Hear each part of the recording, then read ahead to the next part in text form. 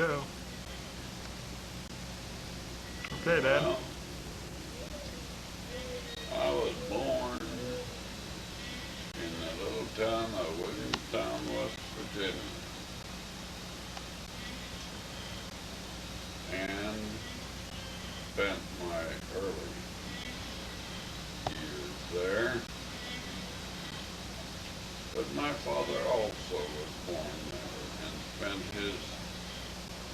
much of his early life in and around that area. Of course, my father's father came from Germany when he was just a baby. His folks brought him over and they settled in the area also.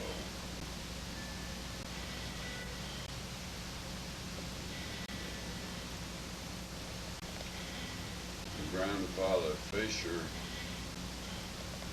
bought a few acres there in Williamstown, and my dad, when he was, well, I suppose in his late teens and early 20s, helped build the old homestead where he grew up. But then Dad married a girl from Parkersburg. She was a school teacher,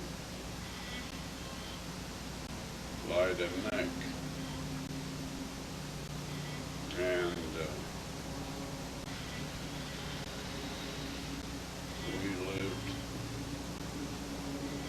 they lived in a little old house near Grandfather Fischer. Dad pretty early built a new little two-bedroom home there in Williamstown, where I was born.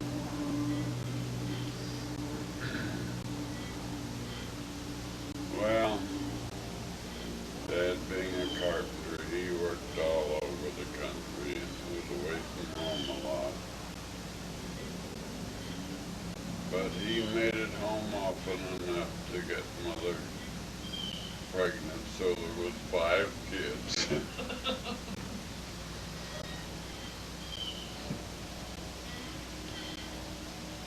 And when I was 10 years old, they bought a farm up Beverly, and we were up there for a number of years. Went to a little one-room schoolhouse. Quite an experience. Grew up in that area. And I met your mother one evening at my brother Fred's house. She was, well, I think she was maybe babysitting, or maybe she was just working there by the week. Anyhow, because Fred had some boarders and also had a little baby that she helped to care for.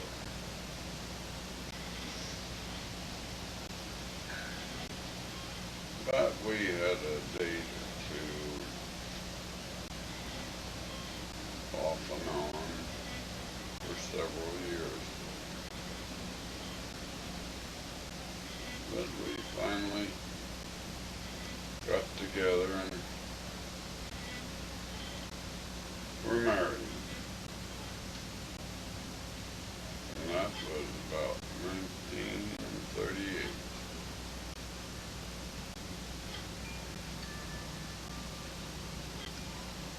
Lived in Jackson, Michigan for 4 or 5 years, where Pat was born. And the Second World War came along.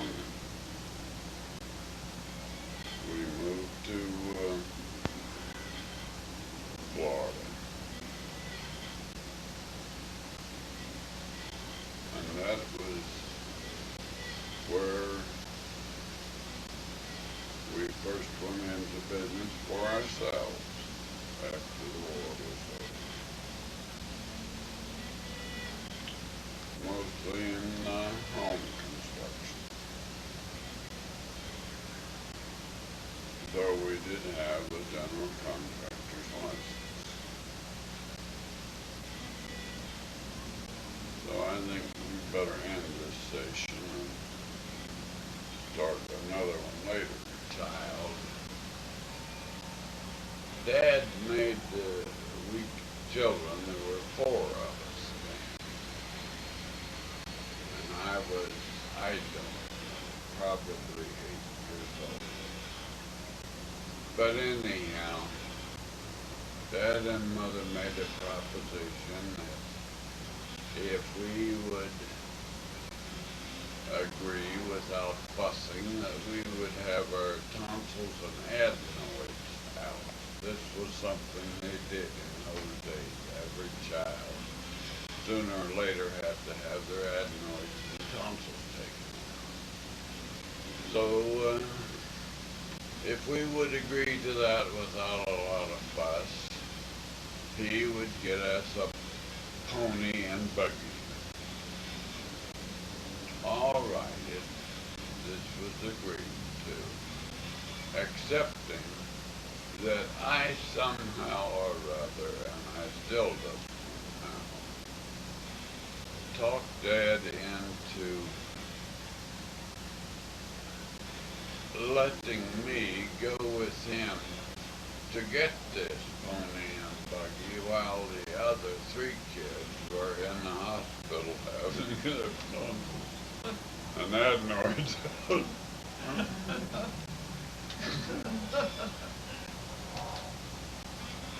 Anyhow, I did go with him. I don't know yet how I got out of it. I never had my adenoids and tonsils out. I went with Dad to get the pony and buggy. The buggy was, you may have seen some in old pictures or something. The buggy was a Surrey, a 2-seated Surrey with a top, and the top had a fringe around. And this little pony, Buster, he was just black as coal, shut on pony. And so we brought him home. Dad had built a little barn on the back end of the lot. So we had a barn and a stall for him, and there was a hayloft in this barn where we kept, bought baled hay. We kept baled hay up in this barn. And I know my mother's sister, her married name was Chichester, and they had about 10 or 12 kids. It was a mess of our cousins. They lived out back of Williamstown, about 5 miles, and we would hitch that pony to that Surrey, and Mother and we 4 kids would go out there to Chichester's, and this was out in the country, kind of between Williamstown and Parkersburg, and we would have a time out there running over the hills. They had a farm. Chichester's had a farm. We had a lot of fun. Oh, when we'd go out and roam these hills, and we'd find wintergreen and wild strawberries. And Dad, too, he got us a saddle for that pony. Boy, it was a fun. And I remember Fred had the pony outright. And this pony had a real tough mouth, and he decided to go one way or another, he went. You just couldn't hold him with Bright. He would just take that bit between his teeth and he would take off. Well, he did that one day with your Uncle Fred. Fred was about a year and a half younger than him, and he was a little bit small anyhow to handle. Anyhow, he took Fred into that barn, and the saddle was about half over off, leaning on the side of the pony instead of right on his back, and he broke the horn off of that saddle. We was all pretty perturbed about that, and that new saddle all busted up. Fred didn't get hurt badly. He was somewhat scraped up from the experience. And then there was another time. The Fentons lived right near us there in the town. They were one of the Fentons that were interested in the Fenton Art Glass Company there in the town. Anyhow, there was one of the boys, and I forget his first name. It was about the same age as Paul, and they was probably 4 or 5 years old. And they decided that they was gonna bake some potatoes in the fire. So they went upstairs in the barn and built the fire up there in the hayloft and put the potatoes in, except the fire got out of control in the hay. And boy, it burned that barn right to the ground. That was some time.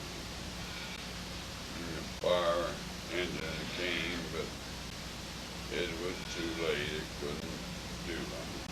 The barn burned to the ground.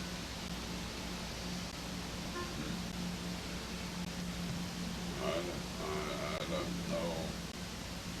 I don't remember if Paul got a licking or anything for that or not, but it was he and the Fenton boy that baking potatoes burned the barn down. No, that's enough for now. When I was 10 years old, as I said earlier, we moved Dad and Mother moved us to a 200-acre farm that was north of Beverly, about 5 miles out from the town. And when we moved there, I was starting the 5th grade. And this was a new experience because up to then I had been going to a school in town where the grades were separated in different rooms. But here we had a one-room schoolhouse with a pot-bellied stove in the center, and there was a recitation bench, and up near the front of the room, and then across the front of the schoolhouse, or in front of that recitation bench, it was all blackboard. So there was eight grades in there, and when you completed, you would graduate from the 8th grade. You had a graduation exercise. But the thing was, there was only one teacher teaching all the subjects to each of the three grades. Eighth grade. To each of the eighth grade. And we would each get our turn in each subject. And we would, each class, there was usually, well, in this eighth grades when I started there was 30 of us in the eighth grades. I don't recall the proportion, whether that was like 4 in each grade, or 5 in one grade and 3 in another. But anyhow, we each were called up to this recitation bench for our spelling or arithmetic or geography or whatever. And we would recite or spell or was sent to the blackboard to do our math and whatever. And it was quite an experience, but it was a good experience.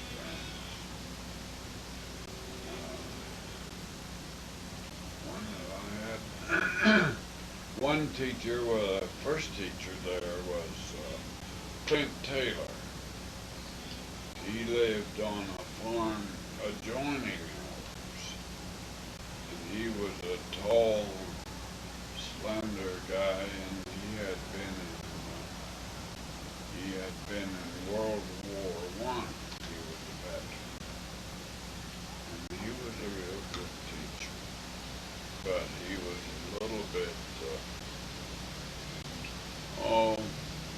he liked the girls, I guess. He was easier on them than he was as boys.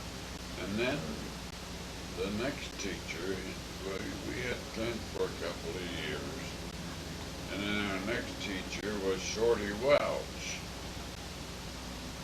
and he was short and real heavy, and he had to walk about 3 miles to school, uphill and downhill, and he had to cross, he lived over by Moscow Mills,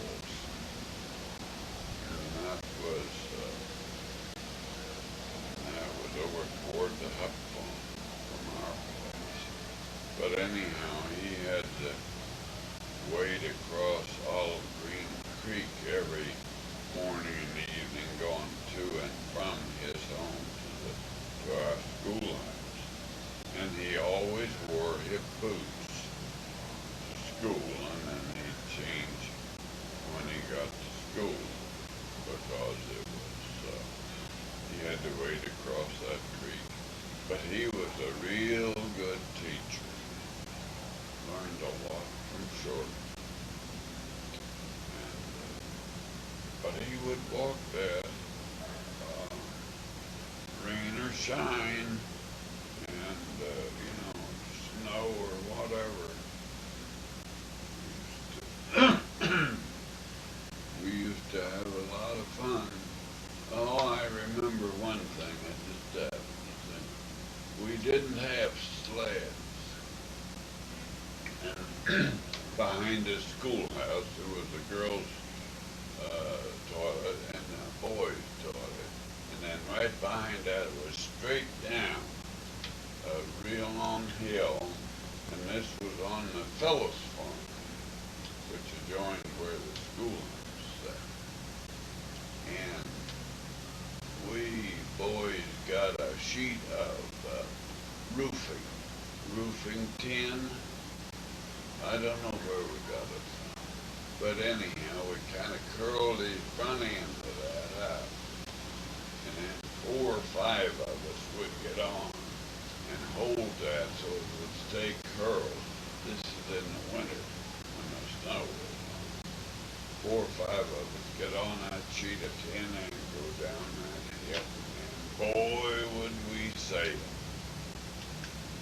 So when we didn't cut our darn heads off. But through 'em. Yeah, that's worth telling.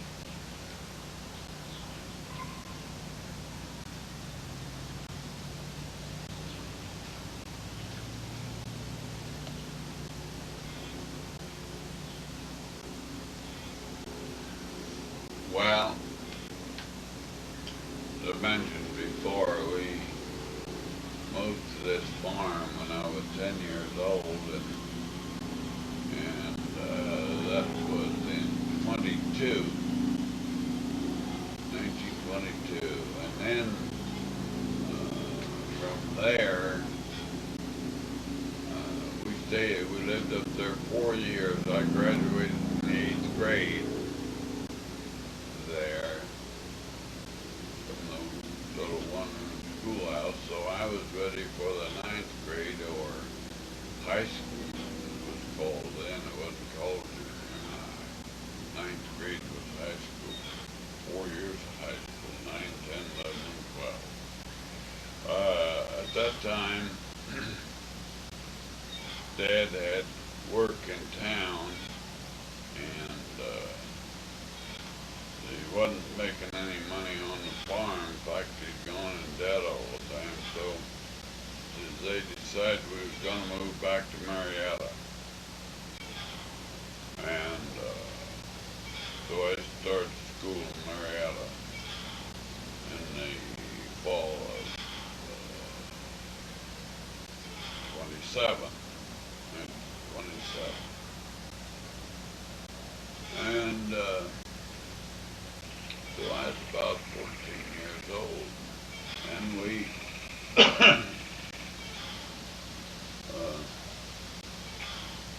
Fred and I got to going to the golf course. It was about 5 miles to the golf course where we took caddy, and this was something new to us, but we could earn a little money by doing that. So we went out there every Saturday and Sunday, and if we were out of school for some reason, and we'd go during the week, and sometimes we'd go out of evenings. We'd get an appointment with some guy that was going to come out to play late in the evening, and we'd go out there, caddy for somebody. And we got 50 cents for 9 holes and $1 for 18. And sometimes get a nickel tip. And that was pretty good money them days. Gradually we got to know a few of the members real well, and they'd give us an old broken club or something, and that's the way we got started to play, with hand-me-down clubs that the members had given us. So we both kept caddying until I was out of high school, and that was 1930, and things got tough in town, and there was no work, and they couldn't pay the rent, Mom and Dad, so they moved back to the farm. And I didn't want to move to the farm. And besides that, in the summer of 1930, after I graduated, I had an opportunity to do something that I never thought I would. The pro at our club was going to play in the National Open, and in 1930, Bobby Jones won it, but it was played at Interlochen Country Club in Minneapolis, and our pro, P.O. Hart, there in Marietta, decided he was going out,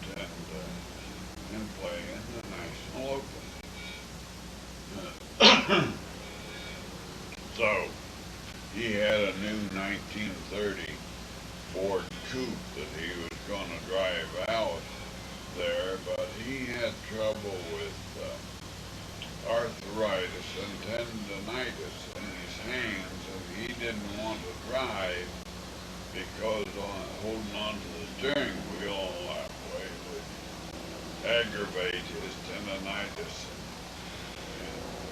So he asked me to go with him, and he'd pay my expenses, and I just have the benefit of making the trip. Sure, I was happy to do that, and it was an experience.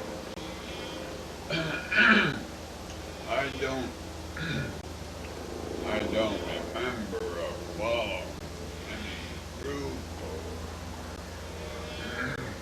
of watching Bobby Jones, but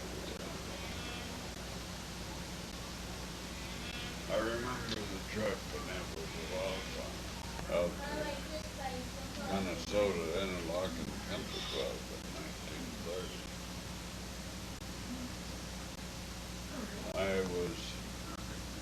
That summer I was made caddy master at Marriott at the Washington Country Club. It was Washington Country Club then.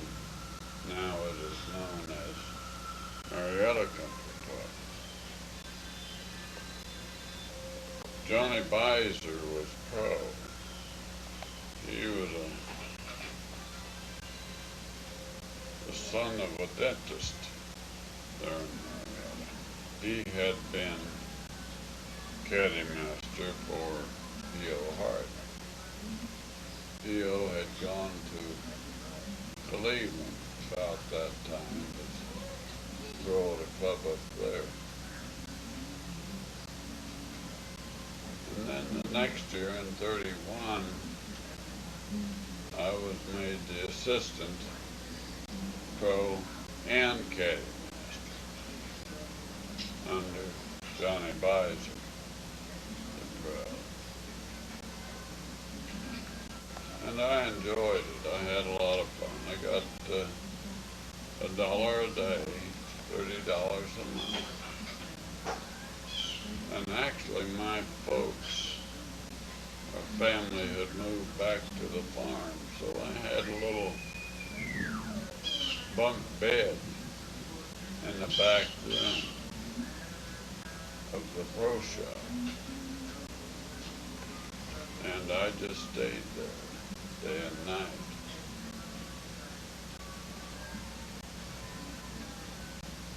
I got to play occasionally, and I gave several lessons while I was assistant there. But one of the, I think, nicest things was I got to go to different courses several times with club members and play as the pro, and the club member, of course, playing as the amateur at goal. I went with Frank McKinney. He was a man whom I caddied for many times when I was caddying. He owned the Marietta Daily Times paper in Marietta. And he took me with him to play at Columbus in a pro-am at the Scioto Country Club. And we went up the day before, and he went to the Daisler Wallach Hotel. Well, that's something I had never seen anything like before. That's the biggest hotel in Columbus, right at the intersection of Broad and High Streets, right across from the State House. And we stayed there that night and then went out to play I don't recall how I did or how we did, but it was quite an experience. And then too, I went with another member, and I don't recall who that was that time, but we went to the Columbus Country Club, and Denny Shute was pro there, and I met him, and I recall him. That was all a big experience. Then my first hole-in-one, I have to tell you about that, happened at Granville, Ohio. That's about 20 miles straight east from Columbus. And it was on the last hole, the 18th hole, which is a par 3 from high up on the hill down into a valley. And I popped it right in the hole and won. That was the first hole-in-one, and my second hole-in-one was at the Tides, I think 2 years ago, on number 5. That one hit right in the hole and stayed in. So it was about, let's see, it was a little over 50 years between my first hole-in-one and my second hole-in-one.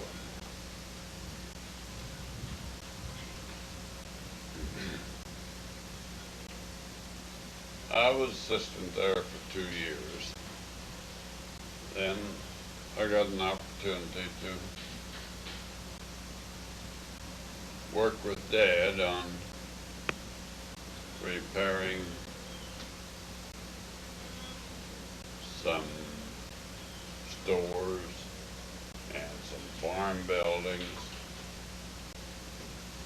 and different structures that the Putnam Realty Company had taken back during the Depression. And they were just painting and fixing up these places just enough to make them safe. And I worked at that a couple of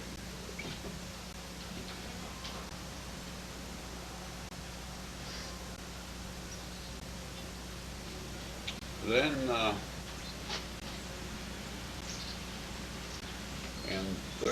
in January of 37, Fred and I were both out of work. He was married and had a baby, but I was single. Anyhow, I had a 34 Chevy 2-door. So Fred and I had heard that there might be some work in Jackson, Michigan. We might get a job. We had an Uncle Mac, who lived in Jackson. So we headed for Jackson. Stayed with Uncle Mac and Aunt Laura for a couple of weeks when we first got there. But anyhow, we got a job just right off with North Mower Construction Company. And Making how much? well, we kept going pretty steady. I recall it seemed like I was making an awful lot of money. I decided I could get a new car. I ordered a 37 Deluxe Chevy 2-door. And there was a strike on at that time. It took me about 3 months to get delivery. But anyhow, I got it. we worked pretty steady that year. And I believe it was, well, I got out of work there and a friend of mine, Mark Reese, had a job in Wheeling, West Virginia. And I saw him one time when I was back home to Marietta. And he wanted me to go back to Wheeling with him. And so I did, and went up there and got a job with a contractor who was building homes. Also worked on the at Wheeling Downs. That was a horse track. The grandstand had burned down previously, and had decided to fix it up and start racing there again. I worked there quite a while till it was finished.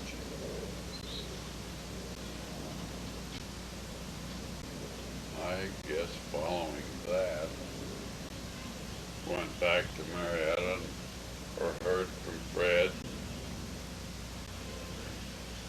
He thought things were better in Jackson. I'd get back to work up there, so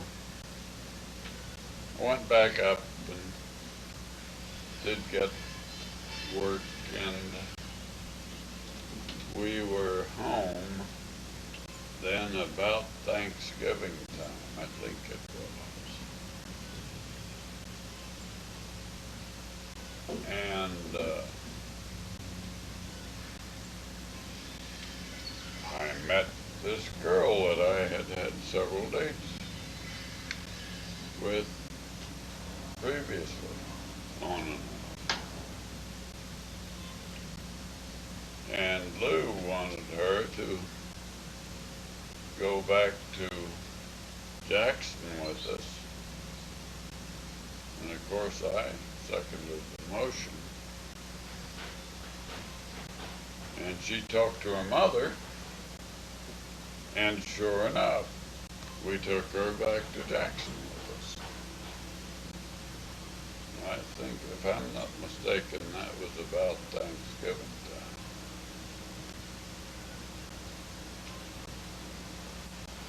Well, anyhow, from then until January the 8th, we had several dates because I was eating my meals at Fred and Lou's house, and they had a bedroom in the sleeping quarters in the adjoining home to where Fred and Lou's apartment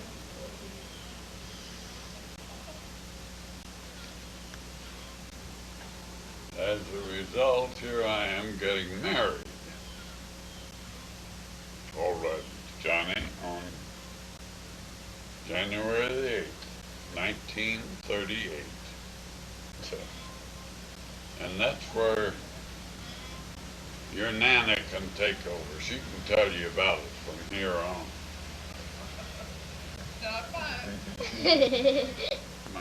Yeah. On January the 8th, 1938, I was 25. But on January the 26th, I was 26 years old. So I was just 18 days short of being 26 years old when I was married. And Nana was,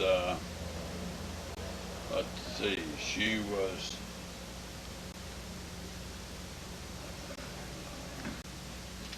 26. Well, anyhow, she was 6.5 years younger than I. So,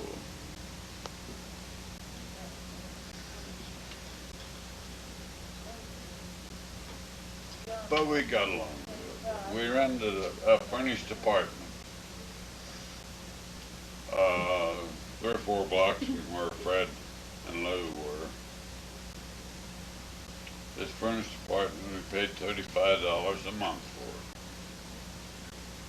But in about a half a month, we thought that was too much money to be just putting out for nothing. And then we went looking for houses. And there were a lot of foreclosed properties on the market in those days. Savings loans were loaded because of the depression we had been in. And we found a little 2-bedroom bungalow in Vandercook Lake, that suburb of Jackson. And it was only, well, it had vacant lots on both sides of it, and then over about a half a block away was a big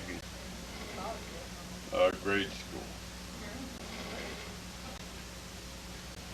But it was a nice little house, didn't have any plumbing in it at all,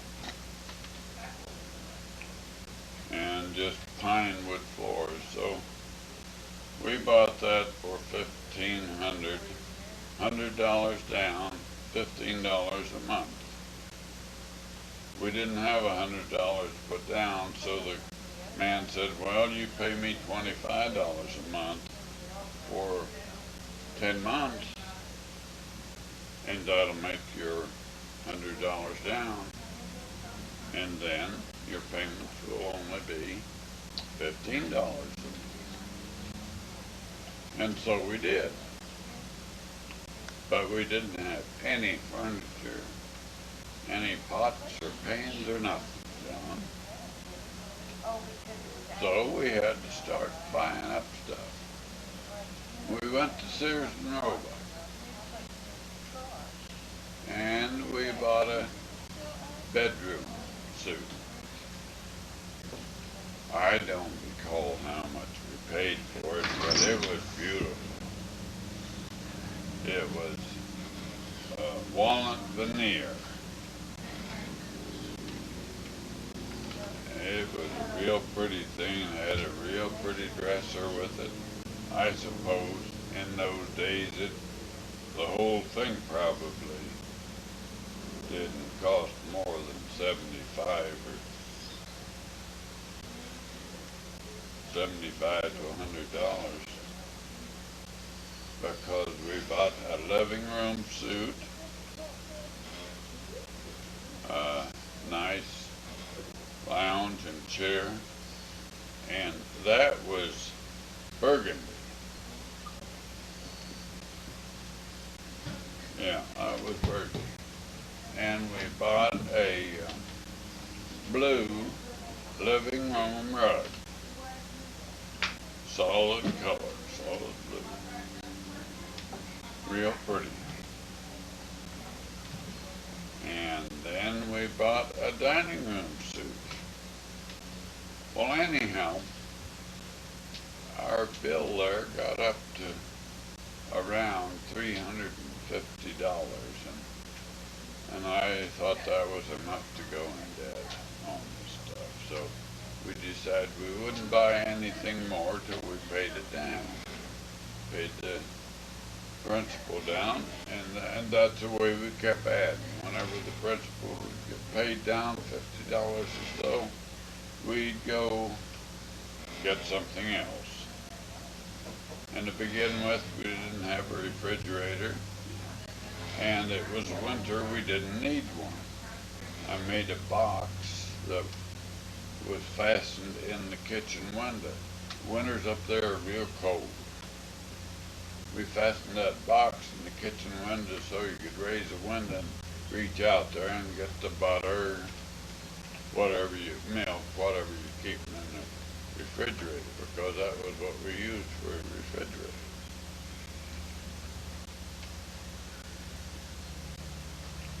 And eventually, that summer, I think, after we were married in the winter, I think we got a refrigerator, and we needed a new stove. The old stove was that was in the house was all rusted out. And that's another one of the new things that we got from Sears and kept paying on. I forget what amount we was paying, but it was something like $35 or $40 a month payment to Sears. Of course, another thing, we didn't have a running water in the kitchen sink. Just had an old pitcher pump that you had to pump it on the handle. So eventually we put in a pump. We had a well in the basement. I put a pump on that and put running water in the kitchen. And eventually we put in a bathroom, built a bathroom in our house. We didn't make the house any bigger, we just partitioned off a little bit of the second bedroom, made it a little bit smaller and made that the bathroom. The floors were just pine boards. And I wanted something nice because I'd been working on some nice houses. So I got a pretty good buy on some oak flooring. It was thin, like 3/8 of an inch thick. And it was only an inch and a half wide. And it was beautiful. So I laid that in the living room and the dining room and sanded and finished it. We sanded and finished it ourselves. And it was beautiful. Our ceilings, well, the ceilings and sidewalls, we had trouble with paper.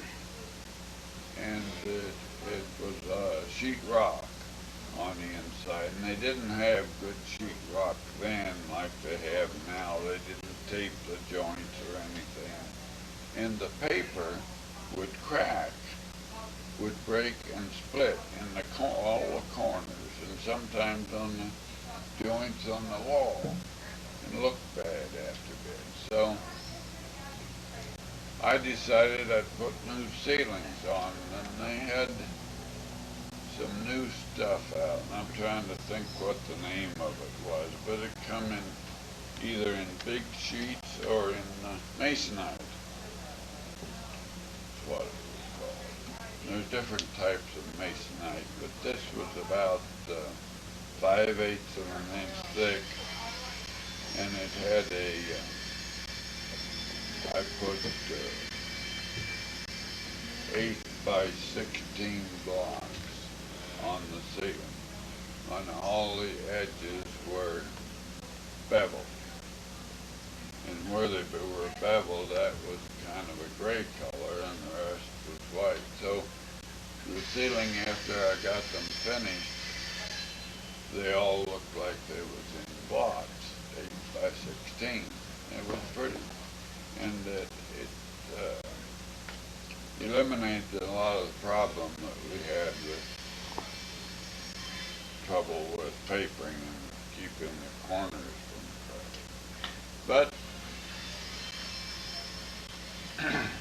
along with all of this and putting in the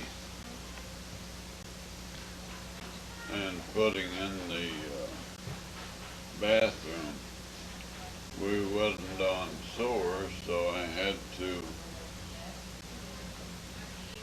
put in a septic tank.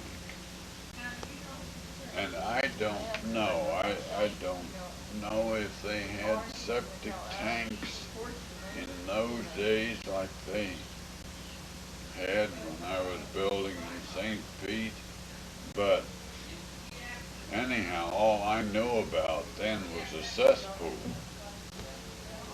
You build it like, well, it's about 6 feet long with a wall in the center. 3-foot compartment on one side, 3-foot compartment on the other side, about 4 foot wide. Never ends in, so forth. One side is made solid and the other side is bricks are laid over. Well, I was working on that in the middle of the winter. And if you think I didn't have fun, the ground is frozen, hard as a rock, 3 feet deep.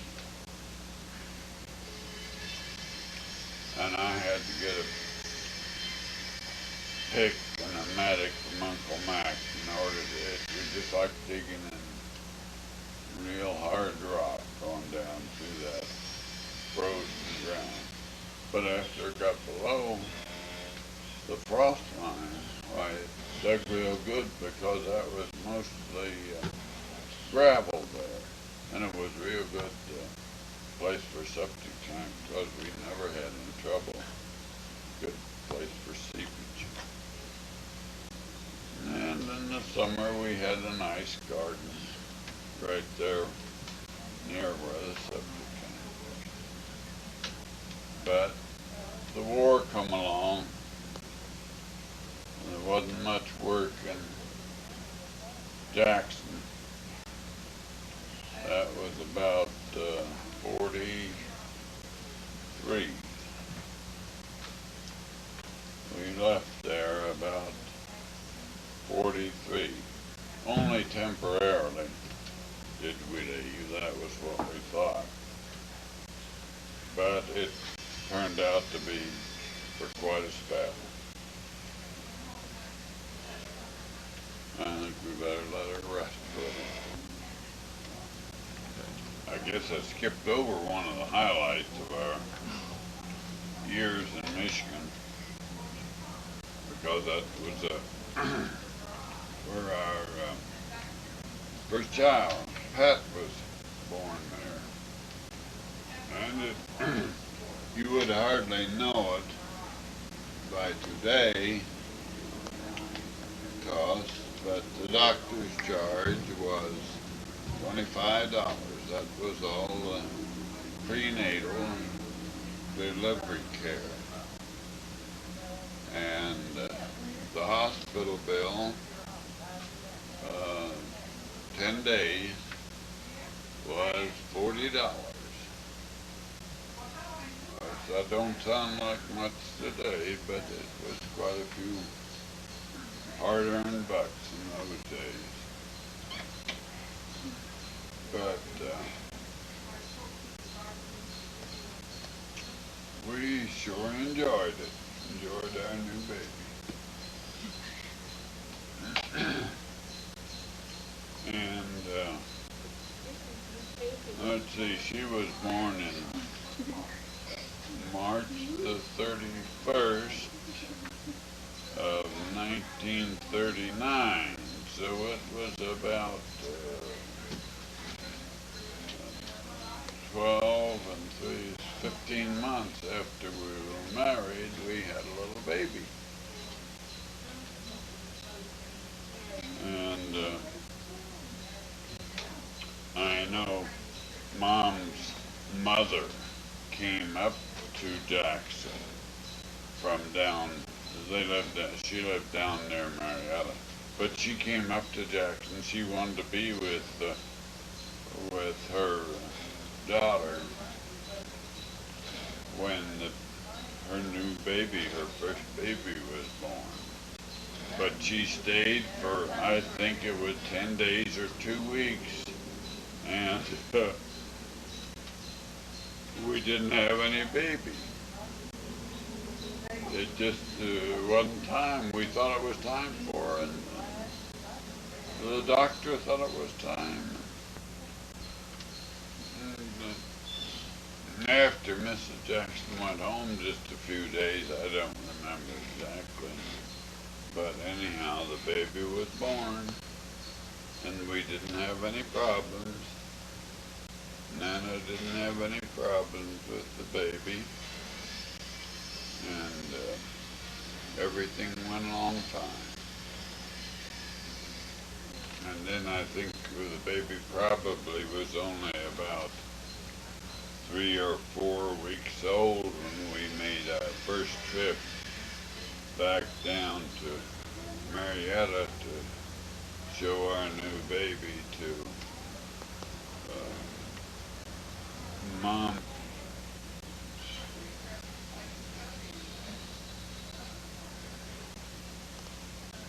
So the first job we had when we left Michigan, Dad was working at Point Pleasant, Ohio, at a boat manufacturing place that was right along the river. So I got a job there also, and Dad and I and Paul was working also there. We all roomed together, and the lady where we roomed would pack our lunch. And we got along pretty well. Well, during this time, Nana and the baby was staying with Nana's mother and father. Of course, they wasn't the only ones there, because Nana had a sister that was at home. And a brother. And 2 brothers. Yeah. 2 brothers was home.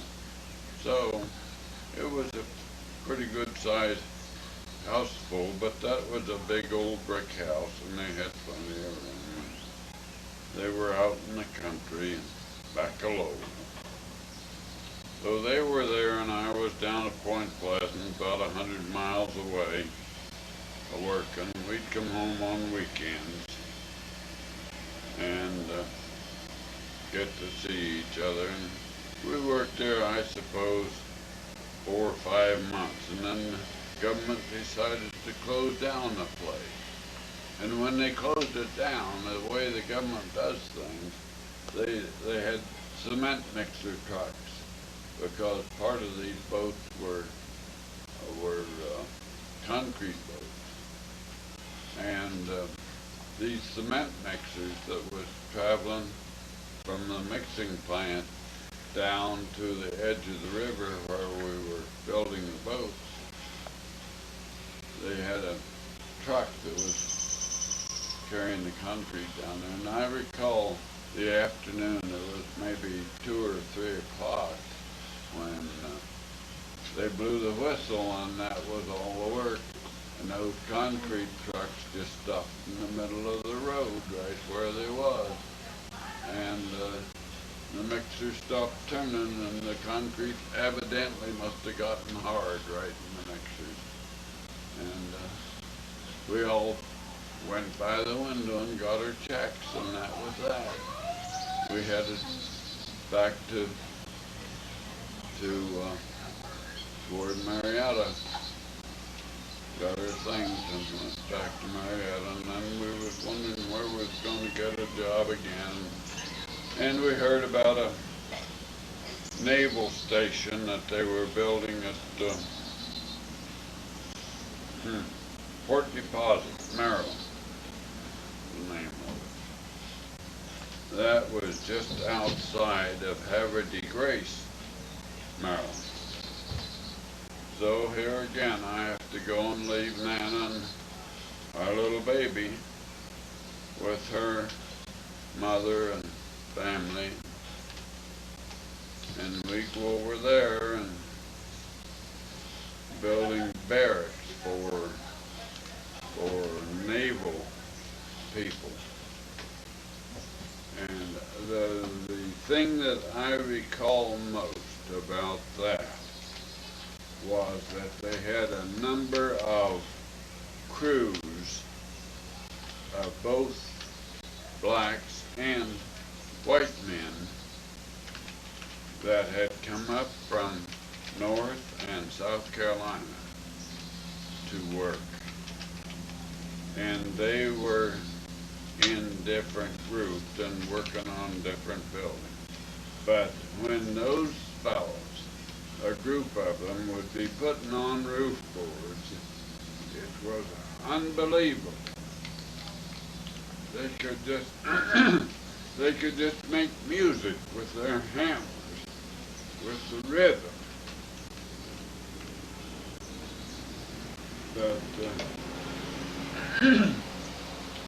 that job got pretty well along. I don't know. We were there 6 months, maybe 8 months.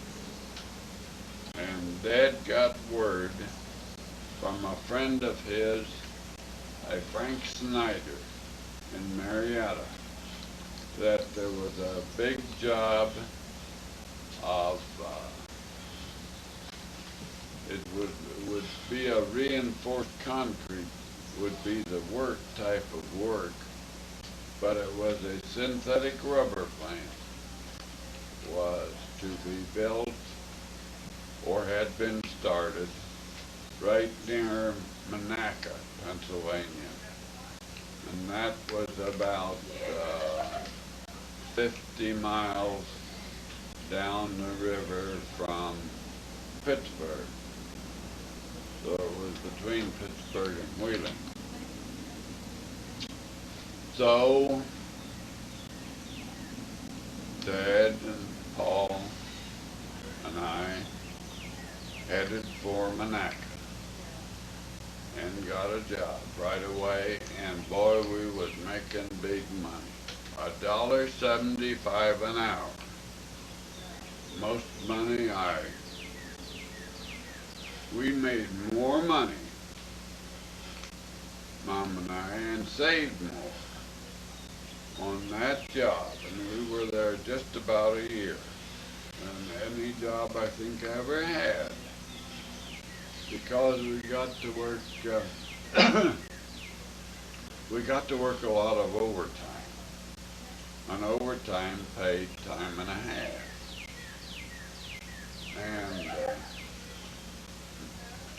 I remember first I got Nana and a little baby up there with us in an apartment, and it was a stinking place.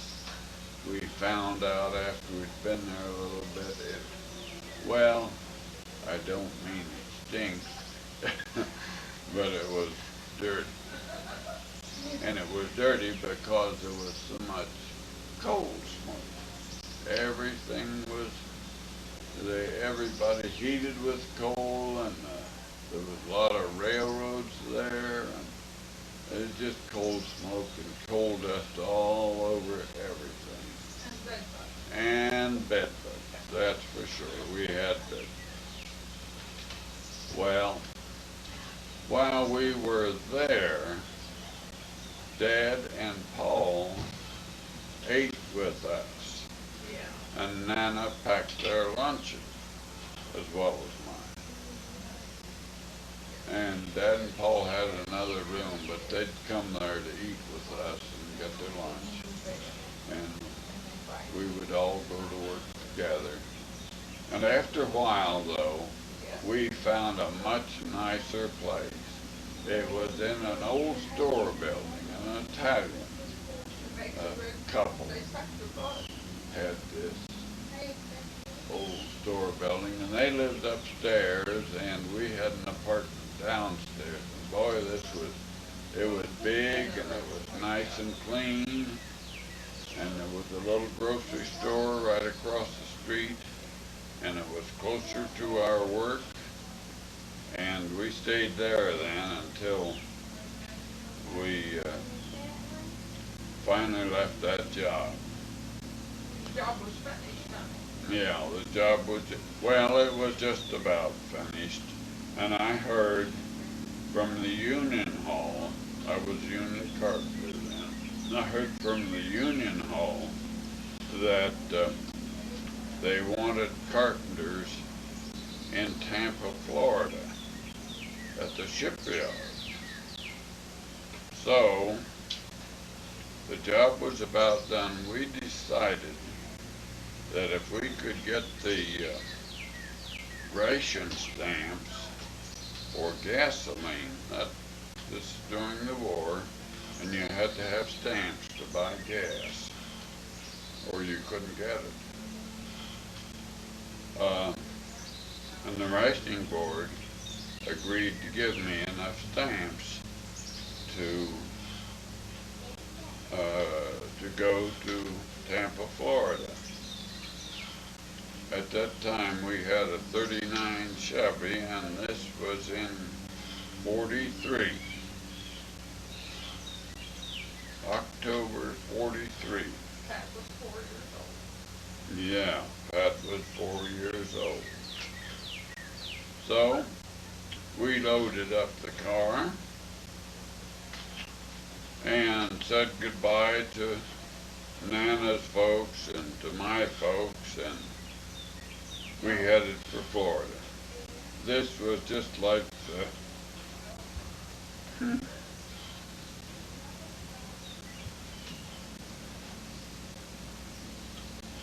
well, far away. Far away.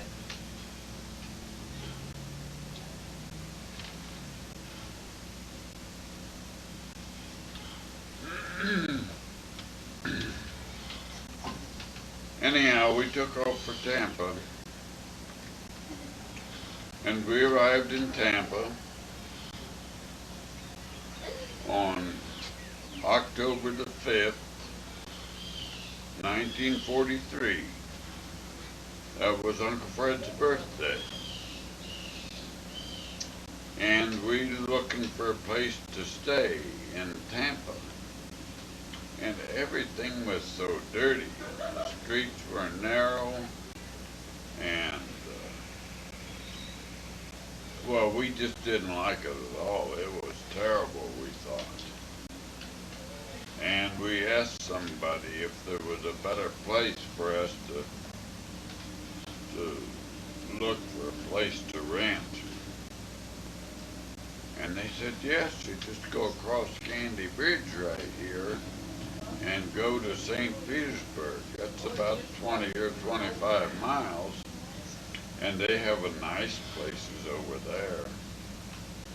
And I know that first night we stayed at a place on 4th Street that had little one-room cabins. It was a big place. It must have been at least 5 acres, and that was just filled with little one-room cabins. And that's where we spent our first night in St. Petersburg in Florida. And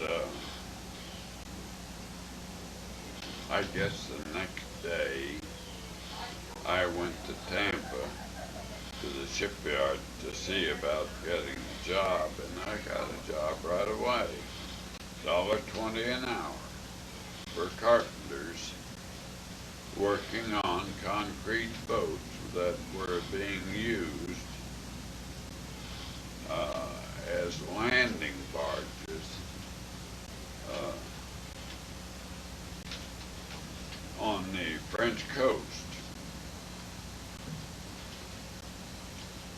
And so after I got the job, and I said, well, come to work tomorrow morning. So that day I hurried back home, back to the cabin in the park there, and told Mom we had to find a place to rent because I had a job. And we'd be there for a while.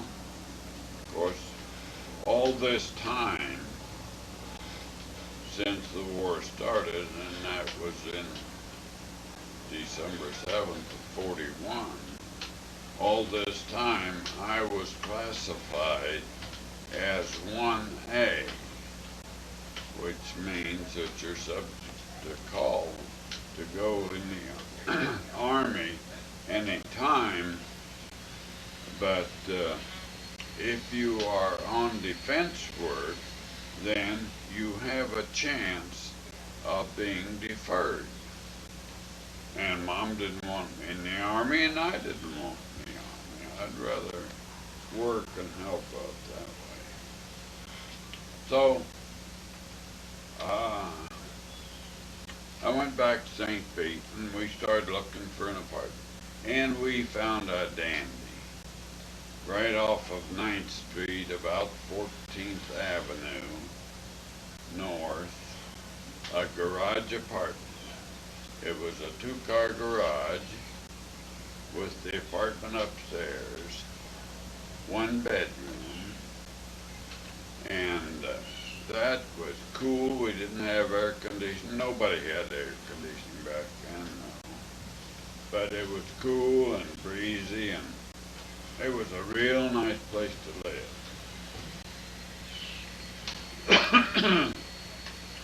And I drove back and forth to Tampa every day to work, and we got along good.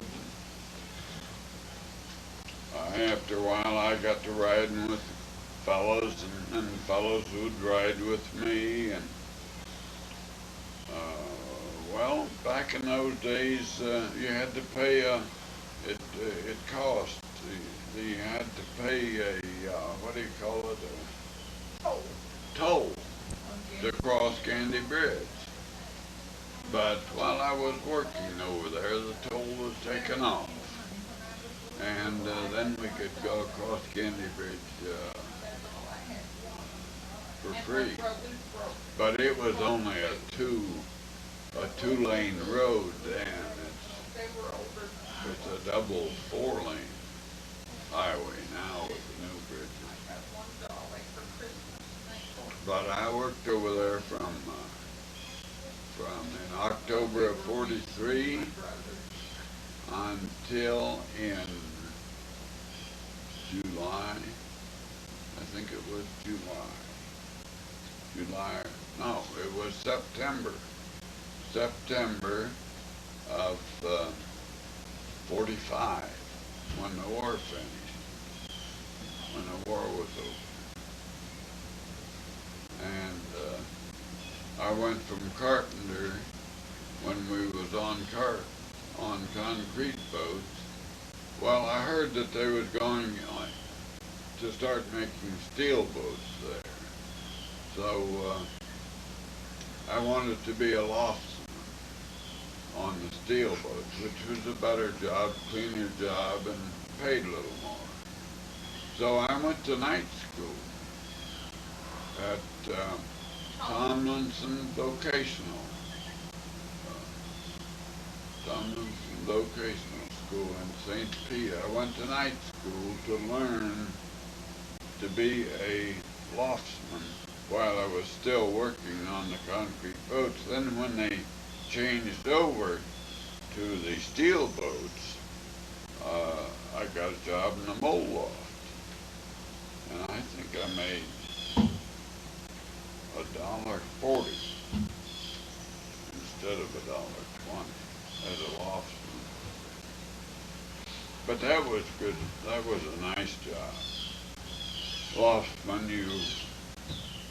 Loftsman lay out and make the templates for that they put on the sheets of steel, and then they mark around these templates to cut the sheets of steel. And you have to, the lofting is figuring out how big a flat sheet of steel must be to make a curve and be the right size when it is curved to fill in there, that particular space. And it was very interesting. I liked it. Got along well. I was the last guy in the mold loft. Locked it up when I left. War ended, and I went to St. Pete and got a job with a contractor, and I think I worked 2 days and come home and told Mom I had quit. I was going to go to work for myself. And so we did. And that's enough about that.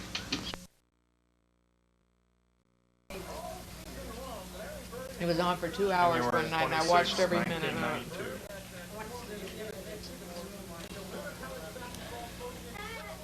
80th birthday.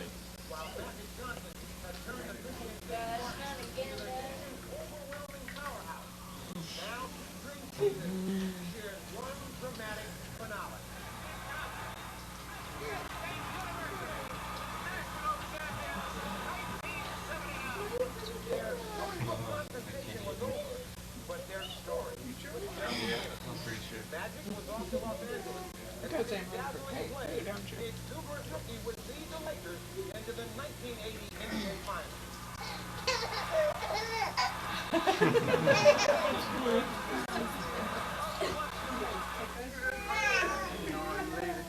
What a good baby.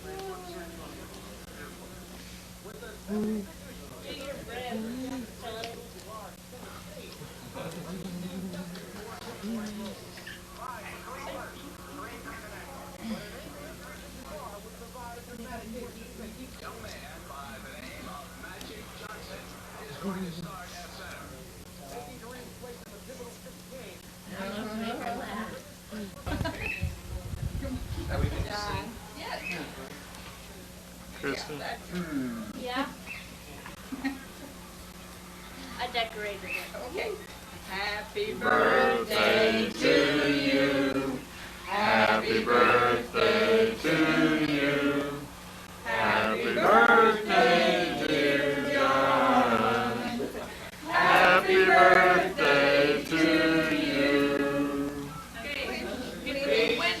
Get the big window going.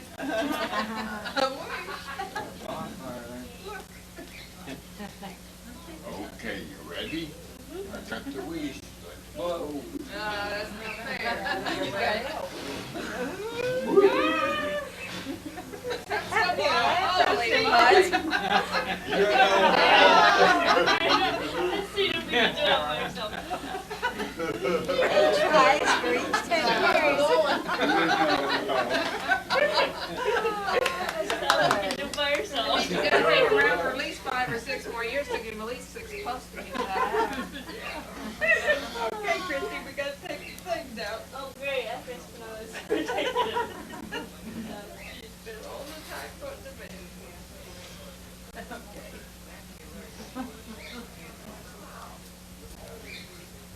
You got toasted.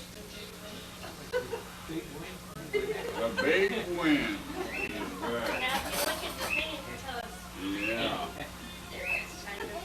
say so. Okay.